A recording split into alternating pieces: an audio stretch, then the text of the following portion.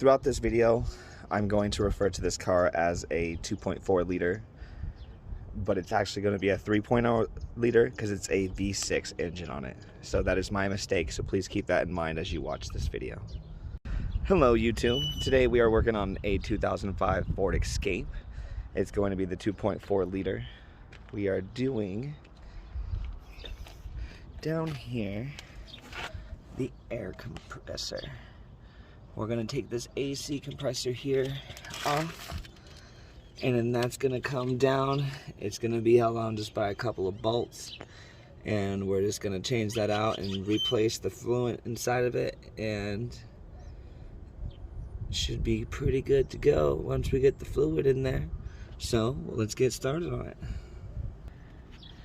As we get underneath the car, you'll see here, this will be your belt release for your serpentine belt, and then all you're gonna do is pull the wrench up high enough to pull this down, because if you don't get the wrench high enough, it's just gonna fight you in the force back.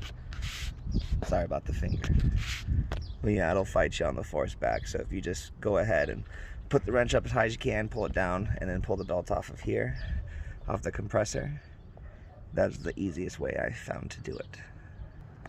And next, with that off, as you can see right in the front, our AC compressor here, we're going to loosen these bolts and remove it that way.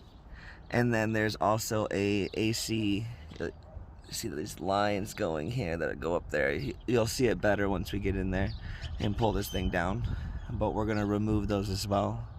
You're always going to make sure that you release the pressure from your AC lines right there, so it doesn't cause too much of an issue for you when you take it off. But we're going to go ahead, take these bolts down, get started on pulling this out of the car, and we'll go ahead and pick back up when we get there. So now, with the AC compressor pulled down, we got the 3 bolts taken out. There's the 2 on the bottom, there's going to be the 1 up top, and pretty much what we're going to do now is this hose here is one bracket that goes on right here. Let me get a better angle for you. It goes on right here, so there's a bolt right on the top. You're just going to take this off and it should just separate pretty easily. And then from there, we're going to take some paper towels. We're going to plug up these holes to try and keep the air from getting into the lines.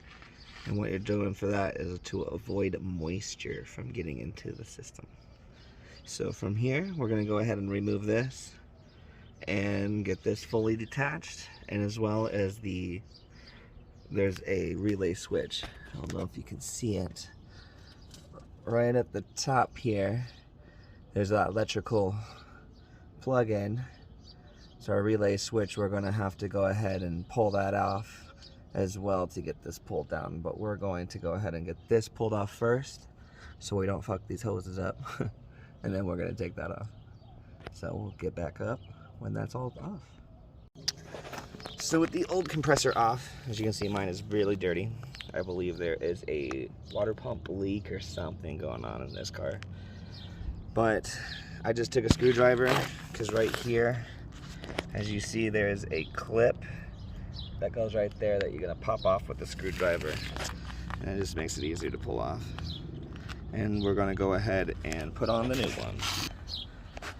Here's our new one. As you can see, I went ahead and took the top part off that was already attached to this, and all we're going to do is drain it out, because there's oil in it already. I already did that, but you're going to turn these things right here when you turn it, so it actually turns the whole thing, because this thing, if you turn this, doesn't actually turn the unit. So we're going to go ahead and fill it up now with this recommended right here. Everyone might be different, so always make sure you check on the side, as mine shows you right there what it is.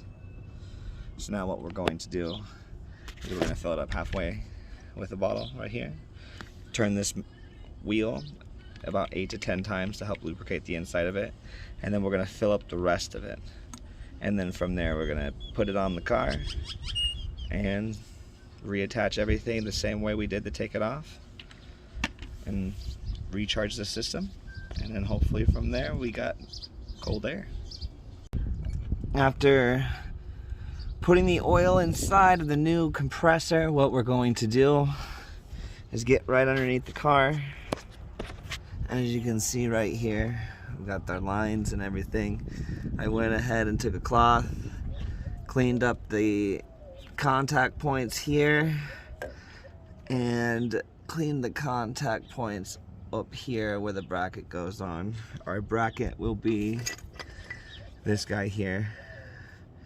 As you can see, this side has sides that poke out that will line up right up there.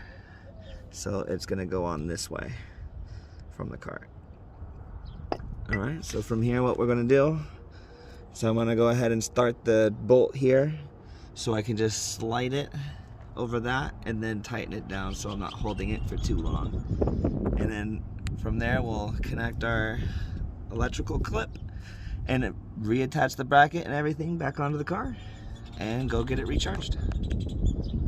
So with the new AC compressor on, all it asks for is torquing it down to spec for the 3 bolts. It's about 20 foot-pounds, I believe, and that is just to make sure that there is no looseness or play or unevenness when the belt is put back on and it's all running. Otherwise, you might get a worn-out AC compressor, either worn-out stuff or who knows. So just always make sure you're doing these things and just use a torque wrench to get it on the correct way for this. And then after that, we'll go ahead and put the belt back on and start it back up, and then we'll start getting it recharged and everything, and that should be the new AC compressor reinstallation on a 2005 Ford Escape 2.4 liter. Thank you. And if you like my videos, please go ahead and subscribe and continue to watch as I release more videos on all sorts of different cars repairs on all different types of cars. Thank you.